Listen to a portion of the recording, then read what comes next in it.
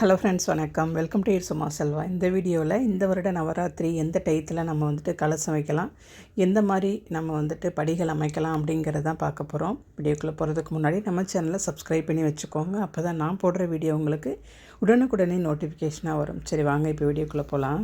நவராத்திரினாலே நம்ம வீடெல்லாம் க்ளீன் பண்ணி வச்சுருவோம். பூஜை பாத்திரம் எல்லாத்தையும் க்ளீன் பண்ணி ரெடியாக வச்சுக்கலாம். இன்றைக்கி சனிக்கிழமை அப்படிங்கிறதால சனிக்கிழமை புரட்டாசி முதல் சனி. இன்றைக்கி விரதத்தை முடிச்சுட்டு நாளைக்கு அமாவாசை அப்போ எந்த டயத்தில் நம்ம கலசம் வைக்கலாம் அப்படின்னா, சில பேருக்கு மகாலய பக்ஷம் திதி கொடுக்குற வழக்கம் இருந்துச்சு அப்படின்னா நம்ம திதி கொடுத்துட்டு காலையிலே திதியை கொடுத்துட்டு அதுக்கப்புறம் 7 to 10 நம்ம கலசம் வச்சிடலாம். அந்த விட்டுட்டோம் அப்படின்னாக்கா 2 to 4 வைக்கணும். நாளைக்கு சண்டே அப்படிங்கிறதால 4 மணிக்கு மேலே பார்த்திங்கன்னா ராகு காலம் வந்துடும். ஸோ அதனால் அந்த டயத்தில் வைக்கக்கூடாது. இந்த டயத்துக்குள்ளே நம்ம முதல் கலசத்தை வச்சிட்டோம் அப்படின்னாக்கா அதுக்கப்புறம் நம்ம எப்போ வேணாலும் பொம்மைகளை அடுக்க ஆரம்பிச்சிடலாம்.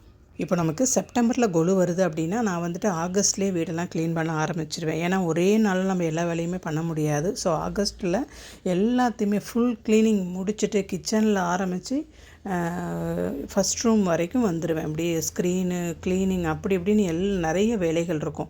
1 month முன்னாடியே நம்ம க்ளீனிங் ஒர்க் ஆரம்பித்தோம் அப்படின்னா தான் கரெக்டாக இருக்கும். இப்போ க்ளீனிங் எல்லாத்தையுமே ரெடி பண்ணி வச்சுட்டு ஸ்டாண்டும் நம்ம 2 நாளைக்கு முன்னாடி நம்ம ஃபிக்ஸ் பண்ணி வச்சிடணும். ஃபிக்ஸ் பண்ணிவிட்டு அந்த வேஸ்ட்டையெல்லாம் நம்ம கிளாத் போடுவோம் இல்லையா, அதையும் வாஷ் பண்ணி எல்லாத்தையுமே ரெடி பண்ணி வச்சுட்டு ஒரு 2 நாள் முன்னாடியே ஸ்டாண்டு எல்லாத்தையும் நம்ம ஃபிக்ஸ் பண்ணி வச்சுக்கிட்டோம் அப்படின்னா கொஞ்சம் டென்ஷன் இல்லாமல் நம்ம பண்ணிக்கலாம். இப்போ சனிக்கிழமை இன்றைக்கி அப்படி இந்த விரதத்தை முடிச்சுட்டு நாளைக்கு காலையில் நீங்கள் 7 to 10 நம்ம ரெடி பண்ணிடணும். நீங்கள் நைட்டே வேஸ்டியெல்லாம் போட்டு வச்சுருங்க. காலையில் நம்ம படிக்க பூஜை பண்ணிவிட்டு விநாயகரை நம்ம நினச்சி நம்ம துதி பண்ணிவிட்டு அதுக்கப்புறமா நம்ம கலசத்தை ரெடி பண்ணிக்கலாம். இப்போ கலசத்தில் 2 விதமான கலசம் வைக்கணும். ஒன்று தண்ணி ஊற்றி வைக்கிறது, இன்னொன்று அரிசி போட்டு வைக்கிறது. தண்ணி ரொம்ப சிம்பிளாக அதில் கலசப்பொடியை நம்ம கலந்துட்டோம் அப்படின்னா தீர்த்தம் நமக்கு ரெடி ஆகிடும். கலசம் இல்லை நம்ம கையாலே நம்ம எல்லாமே அந்த தண்ணியில் நாங்கள் ரெடி பண்ணுறோம் அப்படின்னாக்கா வாசனை திரவியங்கள் தண்ணி கலசம் ஃபுல்லாக தண்ணி எடுத்துக்கிட்டு அதில் பன்னீர் ஊற்றிக்கோங்க. பச்சை கற்பூரம், ஏலக்காய், ஜவ்வாது, இந்த மாதிரி வாசனை திரவியங்கள் என்னென்ன இருக்கோ அதில் போட்டுக்கிட்டு மறக்காமல் வெள்ளி காயின், கோல்டு காயின் அதில் போட்டுட்டு மாவிலை கொத்து வச்சுக்கணும். தேங்காய் ரெடி பண்ணி வச்சுக்கணும். இந்த மாதிரி அம்மன் முகம் இருந்துச்சு அப்படின்னாக்கா முகத்தையும் ரெடி பண்ணிக்கணும். கலசம் சொல்கிறீங்களே, எந்த மாதிரி கலசம் வைக்கணும் அப்படின்னாக்கா எவர் சில்வரும் பிளாஸ்டிக்கும் தவிர்த்து நம்ம எந்த விதமான கலசமும் வச்சுக்கலாம். கலசம் இப்போ ரெடி பண்ணிக்கிட்டோம். இதுக்கப்புறம் பார்த்திங்கன்னா இப்போ தண்ணி கலசம் சொல்லிட்டேன். அதுக்கப்புறம் அரிசியில் என்னென்ன போடலாம் அப்படின்னாக்கா காதுவளை கருகமணி எடுத்துக்கோங்க, வெத்தலைப்பாக்கு, அதில் ஒரு லெமன் போட்டுக்கணும், மஞ்சள் கிழங்கு முக்கியமாக அதில் போட்டுக்கணும், தாலி சரடு இருக்குல்லையா, மாங்கல்ய சரடு அதில் போட்டுக்கிட்டு அதுக்கப்புறம் வாசனை திரவியமும் இதில் உள்ளர போடணும். நம்ம அதில் என்ன போட்டோமோ இதில் ஜவ்வாது, பச்சை கற்பூரம், ஏலக்காய், அதுக்கப்புறம் நம்மக்கிட்ட இருக்கிற காயின், வெள்ளி காயின், தங்க காயின், நார்மல் 5 ரூபாய் காயின், அதையும் அதில் போட்டு நம்ம இப்போ கலசத்தை ரெடி பண்ணிட்டோம். அதே மாதிரி மாவில் கொத்து வச்சுட்டு மஞ்சள் நல்லா பூசின தேங்காவை நல்லா அம்மன் முகம் மாதிரி 2 பக்கமும் கண் வச்சுட்டு மேலே நம்ம குங்குமம் வைக்கிற மாதிரி நல்லா குங்குமம் வச்சுட்டு அதை வச்சு நம்ம அம்மன் முகம் இருந்துச்சு அப்படின்னா அழகாக அதில் கட்டி இப்போ கலசத்தை ரெடி பண்ணிக்கோங்க. இவ்வளோதான், கலசம் ரெடி பண்ணியாச்சு. கலசெல்லாம் ரெடி பண்ணுறதுக்கு முன்னாடி வீட்டில் மாவிலை தோரணம் கட்டிடணும். காலையில் எந்திரிச்சிடணும். காலையில் எந்திரிச்சிட்டு வாசலை நல்லா கோலம் வச்சுட்டு அதுக்கப்புறமா நிலை வாசல்லாம் நம்ம போட்டு இதெல்லாமே ரெடி பண்ணியிருப்போம். பட் இருந்தாலும் காலையில் ஒரு டைம் இதெல்லாம் ரெடி பண்ணி வச்சுக்கிட்டோம் அப்படின்னாக்கா நமக்கு வேலை ஈஸியாக இருக்கும். கண்டிப்பாக மாவிலை தோரணம் கட்டணும். நம்ம சுப நிகழ்ச்சிகள் எது பண்ணாலும் மாவிலை தோரணம் கட்டுறது ரொம்ப விசேஷமானது. மாவிலை தோரணம் கட்டி வச்சுட்டு அதுக்கப்புறமா இந்த வேலைகள்லாம் ஆரம்பிச்சுக்கலாம். பொம்மைகள் எடுத்து வைக்கிற அன்னைக்கு தனியாக விநாயகர் பொம்மையை எடுத்து வச்சுக்கோங்க. ஏன்னா முதல்ல நம்ம வைக்க போகிறது விநாயகர் பொம்மை தான் வைக்கணும். அதனால் விநாயகர் எடுத்து வச்சுக்கோங்க. இப்போ நம்ம இதெல்லாம் ரெடி பண்ணவே பூஜைன்னு ஒன்று வந்துட்டாலே ஃபஸ்ட்டு நம்ம விநாயகரை வணங்கிட்டு அதுக்கப்புறம் கலசத்துக்குள்ளே எல்லாத்தையுமே நான் இப்போ படத்தில் உங்கள்கிட்ட வீடியோவில் காமிச்சிருப்பேன் பாருங்கள் எப்படி ஸ்டார்ட் பண்ணணும் அப்படின்னு. ஏன்னா நம்ம சொல்ல வரும்போது சில விஷயங்கள் நம்ம மறந்துடுவோம். ஸோ அதனால் நீங்கள் பார்த்துக்கிட்டீங்க அப்படின்னா ஈஸியாக இருக்கும். நானே மறந்தால் கூட பார்த்துட்டு நீங்கள் செஞ்சுக்கோங்க, சரிங்களா? கலசத்தை வச்சுட்டு அதுக்கப்புறம் நான் விநாயகர் பொம்மையை எடுத்து வச்சுட்டு இதுக்கப்புறம் இன்றைக்கி அமாவாசை அன்னைக்கு தான் நம்ம இந்த மாதிரி நம்ம நவதானியங்கள் விதைக்கணும். நவதானியங்களை அமாவாசை அன்னைக்கு விதைச்சிங்க அப்படின்னாக்கா நல்லது.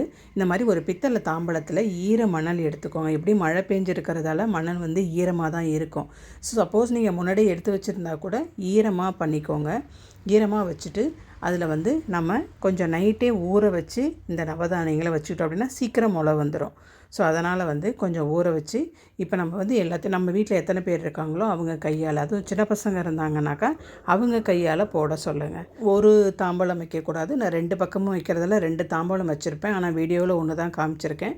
நம்ம வீட்டில் எத்தனை பேர் இருக்காங்களோ அத்தனை பேர் கையாலையும் நம்ம நவதானியங்கள் எடுத்து வச்சுட்டு தண்ணி லைட்டாக தெளித்து மூடி வச்சுருங்க. இதை மூடி வச்சா சீக்கிரம் நல்லா முளை வந்துடும். அதனால் ஒரு 3 நாள் வரைக்கும் மூடி வச்சு தண்ணி தெளித்து வைக்கணும். ஸோ அதை ரெடி பண்ணி வச்சுக்கலாம். இதுதான் இன்றைக்கான வந்துட்டு அமாவாசைக்கு நம்ம என்ன பண்ணணுமோ இதை ரெடி பண்ணிட்டோம். அதுக்கப்புறம் நீங்கள் ஃப்ரீயாக ஆனதுக்கப்புறம் மற்ற பொம்மைகள் எல்லாத்தையுமே ஆர்டர் வைஸாக அடிக்கிடுங்க.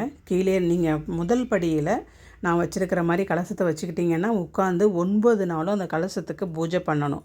நீங்கள் மேலே கொண்டு வச்சிட்டிங்க அப்படின்னா எப்படியும் பூஜை பண்ண முடியாது இல்லையா? நாங்கள் நின்றுக்கிட்டு பண்ணவும் முடியாது, பூ எதுவும் வைக்க முடியாது. ஸோ அதனால் முதல் படியில் கலசத்தை வச்சுக்கிட்டிங்கன்னா உட்காந்து நம்ம வந்து அர்ச்சனை பண்ணுறதுக்கு சௌரியமாக இருக்கும். ஸோ அதே மாதிரி வச்சுக்கோங்க. இப்போ முதல் படியில் கலசத்தை வச்சுட்டோம். அடுத்த நாள் வந்துட்டு பிரதமை திதி காலையில். இப்போ இதெல்லாம் என்னால் முடியலைங்க, நான் வந்துட்டு நாளைக்கு தான் வைக்க போகிறேன், மண்டே வச்சுக்கிறதா இருந்தாலும் வச்சுக்கோங்க. பிரதமை திதியில் ஏர்லி மார்னிங் வந்துட்டு பிரம்ம முகூர்த்தத்தில் வச்சுக்கிட்டிங்க அப்படின்னா கூட ஓகே. இதெல்லாம் முன்னேற்பாடை கூட நம்ம செஞ்சு வச்சுக்கலாம். இப்போ எல்லாத்தையுமே ரெடி பண்ணி வச்சுட்டு முதல் நாள் பூஜைக்கு நம்ம வந்துட்டு மஞ்சள் நிற ஆடை அணிஞ்சிக்கிட்டு நம்ம பூஜை பண்ணிக்கிட்டோம் அப்படின்னா ரொம்ப நல்லது. நம்ம இந்த 3 தேவியருக்கான நம்ம பூஜை பண்ண போகிறோம். முதல் 3 நாள் பார்த்திங்க அப்படின்னா துர்க்கைக்கு, அடுத்த 3 நாள் லக்ஷ்மி, அடுத்த 3 நாள் பார்த்திங்க அப்படின்னா சரஸ்வதிக்கு. இந்த 9 நாளும் இந்த 3 தேவியருக்கு தான் நம்ம வந்துட்டு வழிபாடு பண்ண போகிறோம், பூஜைகள் பண்ண போகிறோம். ஸோ அதனால் இந்த 3 தேவியருடைய உருவங்கள் வந்து ஒரே சமமாக இருக்கிற மாதிரி பார்த்துக்கோங்க, நல்லது. அந்த மாதிரி வச்சுக்கிட்டிங்கன்னா உங்களுக்கு பூஜை பண்ணும்பொழுது ஈஸியாக இருக்கும். நான் வந்து கலசத்துக்கு முதல் படியிலேயே இவங்க 3 பேரையும் வச்சுக்கிட்டு நான் 3 பேருக்குமே அர்ச்சனை பண்ணுவேன். கலசத்துக்கும் சேர்த்து அர்ச்சனை பண்ணி வழிபாடு பண்ணுவேன். நான் என்ன பண்ணுறோம் அதை தான் நான் உங்களுக்கு சொல்கிறேன். இதில் ஏதாவது திருத்தங்கள் இருந்தால் சொல்லுங்கள், நானும் வந்துட்டு திருத்திக்கிறேன், சரிங்களா? இப்போது பொம்மைகள்லாம் எடுத்து வச்சு அடுத்த நாள் முதல் நாள் வந்து நம்ம வழிபாடுக்கு ரெடி ஆகிட்டோம். முதல் நாள் நீங்கள் யார் யாரை கூப்பிட போகிறோம் எப்போதும் வந்துட்டு ஒரு லிஸ்ட்டு ரெடி பண்ணிக்கோங்க. 9 நாளுக்கு யார் யாரை கூப்பிட போகிறோம் அப்படின்னு சொல்லிவிட்டு லிஸ்ட்டு ரெடி பண்ணிக்கிட்டிங்கன்னா உங்களுக்கு கன்ஃபியூஸ் ஆகாது. பிரசாதம் நிவேதியம் பண்ணுறதுக்கு உங்களுக்கு வந்து ஈஸியாக இருக்கும். ஒரு நாள் வந்து கூட இருக்கும், ஒரு நாள் வந்து கம்மியாக இருக்கும். அதனால் வந்துட்டு இதை நம்ம அட்ஜஸ்ட் பண்ணிக்கலாம் இல்லையா? அதனால் இந்த லிஸ்ட்டு போட்டுக்கிட்டிங்க அப்படின்னாக்கா ரொம்பவும் என்ன மிஞ்சி போனால் ஒரு 4-5 பேர் அதிகப்படுவாங்க. அது வந்து அட்ஜஸ்ட் பண்ணிக்கலாம். பட் மொத்தமாக நிறைய பேரும் ஒரே நாள் வந்துட்டாங்கன்னா உங்களுக்கு கஷ்டமாகும். ஸோ அதனால் லிஸ்ட் அவுட் எடுத்துக்கிட்டிங்க அப்படின்னாக்கா இந்த நவராத்திரியை எந்தவித குழப்பமும் இல்லாமல் சூப்பராக நம்ம கொண்டாடிடலாம். இப்போ ஃபஸ்ட்டு நாள் வந்துட்டு நம்ம வந்து துர்க்கைக்கு வந்துட்டு நீங்கள் ரெட் கலரு இல்லைனா மஞ்சள் நிறம், இது 2ல் வந்து நம்ம எது வேணாலும் ஃபஸ்ட்டு டே கட்டிக்கிட்டு நம்ம பூஜை ஆரம்பிக்கலாம். முதல் நாள் அப்படிங்கிறதால சர்க்கரை பொங்கல் செஞ்சுக்கிறது ரொம்ப நல்லது. சர்க்கரை பொங்கல், கருப்பு கலர் சுண்டல் இருக்குங்களா, அது செஞ்சுக்கலாம். நீங்கள் செஞ்சுட்டு பிரசாதத்தை படைச்சிட்டு எத்தனை பேரை கூப்பிடுறீங்களோ கூப்பிடுங்க. ஆனால் அந்த 9 நாட்குள்ளே நம்ம வந்துட்டு குழந்தைங்களை, அதாவது 2 வயசுலேருந்து 10 வயசு குழந்தைங்களை கூப்பிட்டு நம்ம வந்துட்டு அவங்களுக்கு வந்துட்டு பாத பூஜை செய்கிறது ரொம்ப நல்லது. இந்த பூஜை வந்து முழுமை அடையணும்னா யாராவது ஒரு குழந்தையாவது 2 வயசுலேருந்து 10 வயசுக்குள்ளே குழந்தைங்கள, பெண் குழந்தைங்களை அழைச்சி இந்த மாதிரி பூஜை செய்யுங்க, ரொம்ப நல்லது. டெய்லி வந்துட்டு அம்பாளுக்கு முன்னாடி கோலம் மாற்றிக்கிட்டே இருக்கணும். அது நான் வந்து அம்பாள் வச்சுருக்கேன் இல்லையா, அதுக்கு முன்னாடி வந்துட்டு கோலம் வந்து டெய்லி மாற்றிக்கிட்டே இருக்கணும். அது மாதிரி அதுக்கு முன்னாடி வைக்கிற உருளியில் பூ மாற்றிக்கிட்டே இருக்கணும். டெய்லி பூஜைக்கு முன்னாடி எல்லா சாமிக்கும் நம்ம எந்தெந்த சாமிக்கெல்லாம் பூ வைக்கிறோமோ அதே மாதிரி எல்லாத்துக்குமே காலையிலையும் 2 வேளையும் பூ வந்து ஃப்ரெஷ்ஷாக வச்சுக்கணும், அதையும் பார்த்துக்கோங்க. இப்போ இந்த மாதிரி படி அமைச்சு, இந்த மாதிரி 9 படியோ 11 படியோ இந்த மாதிரி படிகள்லாம் அமைச்சு என்னால் சாமி கும்பிட முடியாதுங்க அப்படின்னாக்கா வீட்டில் சாமி ரூமில் கலசத்தை ரெடி பண்ணி கலசம் வச்சு 9 நாளுமே அந்த கலசத்தை நம்ம வந்து தேவியரை பாவித்து நம்ம அர்ச்சனை பண்ணி வீட்டில் வந்துட்டு உங்களால் எத்தனை சுமங்கலிக்கு தாம்பூலம் கொடுக்க முடியுமோ அதை மாதிரி கொடுங்க 9 நாளுமே.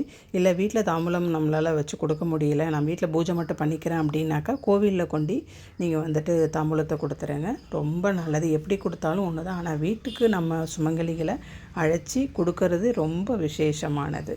அது முடியாதவங்க நம்ம வந்து கோவில்லையும் கொடுத்துக்கலாம். வீட்டில் பூஜை பண்ணிவிட்டு எத்தனை சுமங்கலிக்கு கொடுக்க முடியுமோ அத்தனை சுமங்கலிக்கும் கொடுங்க. கணக்கு எதுவும் வேண்டாம். நீங்கள் பாட்டுக்கு வரவங்களுக்கு அத்தனை பேருக்குமே கொடுத்துட்ருங்க.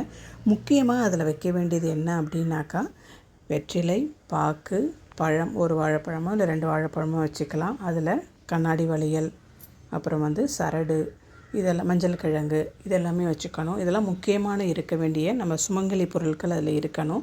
இல்லை நம்ம எக்ஸ்ட்ரா நம்ம தகுதிக்கு மீறி நம்ம வசதிக்கு மீறி செய்யணும்னு ஆசைப்பட்டால் அதில் சாரி வச்சு கொடுக்கலாம், பணமாக வச்சு கொடுக்கலாம். நம்மளுடைய விருப்பம் தான். தாம்பூலம் அப்படின்னாலே வெத்தலை பாக்கு, பழம், பூ அதில் வந்துடணும். இதுதான் தாம்பூலம். மற்றபடி கொடுக்கறது எல்லாமே நம்மளுடைய வசதிக்கு ஏற்ப நம்ம கொடுத்துக்கலாம். அவ்வளோ எனக்கு தெரிஞ்ச விஷயத்தை நான் உங்களோட ஷேர் பண்ணிக்கிறேன். ஒவ்வொரு வருஷமும் நான் என்ன பண்ணுறேனோ அதை தான் நான் உங்களோட ஷேர் பண்ணிகிட்ருக்கேன். இந்த வீடியோ உங்களுக்கு பிடிச்சிருந்துச்சின்னா நம்ம சேனலை சப்ஸ்கிரைப் பண்ணிக்கோங்க.